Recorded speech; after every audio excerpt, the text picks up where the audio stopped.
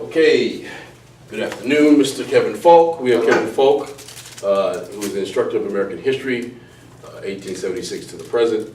And yesterday, I observed his class and had some very enlightening things to say about the progressive movement. A couple of things I want to ask you about your students, questions that relate to the course and you trying to get them to understand it. Okay.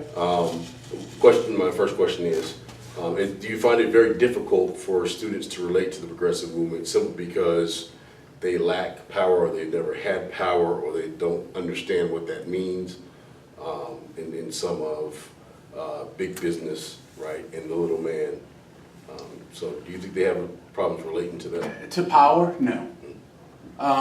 In part because usually when I try to set things up, I try to explain how it relates to today's world and then go back to the past. So even to political parties and trying to explain how primaries work. How did you get Donald Trump? How did you get Hillary Clinton? Those were the nominees and Donald Trump becomes president, but how did we get there first? Right. So I try to set up that part. So in today's world, do they have power? And we often start there, like, do young people have power? Do Latinos have power, since the school is predominantly Latino? Right. What keeps them from having power? And then try to get that going. So they have a pretty good understanding of power in particular, and how it relates to both them and the course. Okay. Now, you bring up the fact that you were at a majority Latino school, 90% Latino at least. A percentage or more, 89, 90, 91. Like 93. Okay, 93, okay. So the fact that they're Hispanic, right? The fact that they don't see Hispanics in business in the early 20th century, the fact that they don't see Hispanics wielding power, right, in the progressive era, do you think that does it make them interested more in the subject or less? Do you think that makes them less interested in the subject?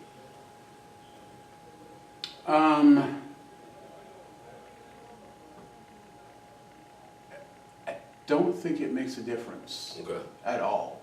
okay. Because whether it was Latino, Asian, Black, or even normal middle class to lower class white students, none of them had power in the progressive era.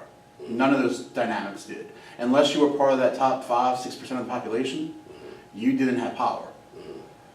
Maybe in the aspects of, so like things like lynching, when you're talking about like Ida B. Wells. Sure. Maybe if you're talking about in the aspects of W.E. Du Bois and founding the NAACP and those type of changes happening, and you can see where you start to have some power maybe being moved into African American rights. I got you. Where maybe when you're talking about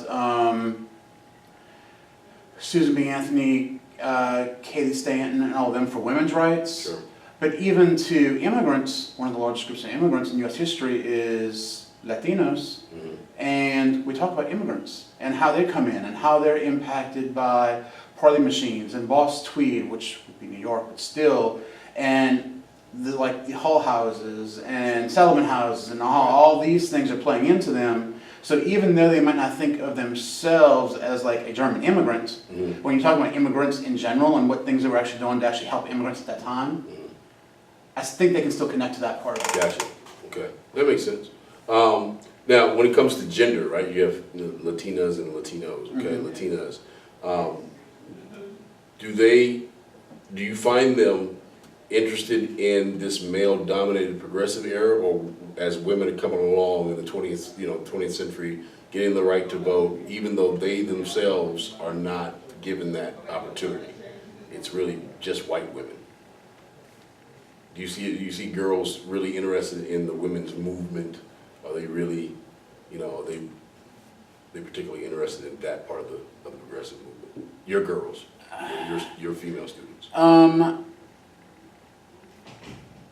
I would say yes, in large part because with a survey in high school, we haven't really distinguished between the gender questions in there. Gotcha.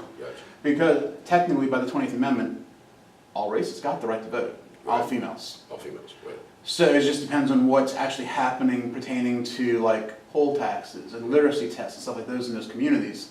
And those were all reactions that came in large part after that in the South as the Supreme Court kept ruling on different things. that Plessy they've done. versus Ferguson. And so we really haven't gone into that aspect. So just talking about women getting the right to vote or fighting for their rights, we haven't really distinguished between who really got the right to vote. Okay, gotcha. So I don't think they don't have that distinction yet. Okay.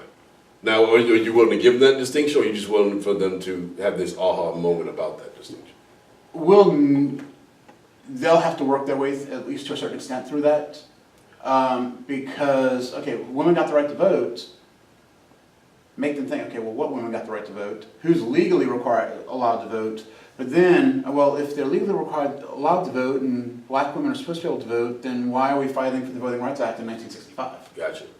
So it has to be a connection that they can actually come up with in their own head. Well, but they've had the right to vote for 45 years. Right. But were they able to use it? Right. And this Which is works where- for black men as well as black women. Absolutely, and this is where, you get those stipulations from the Right. states, those southern states particularly. Mhm. Well, we're with Mr. Kevin Falk, instructor of American history. I thank him for his time and the questions that he so beautifully answered. So, thank you, Mr. Falk. Appreciate it. Thank you. Awesome.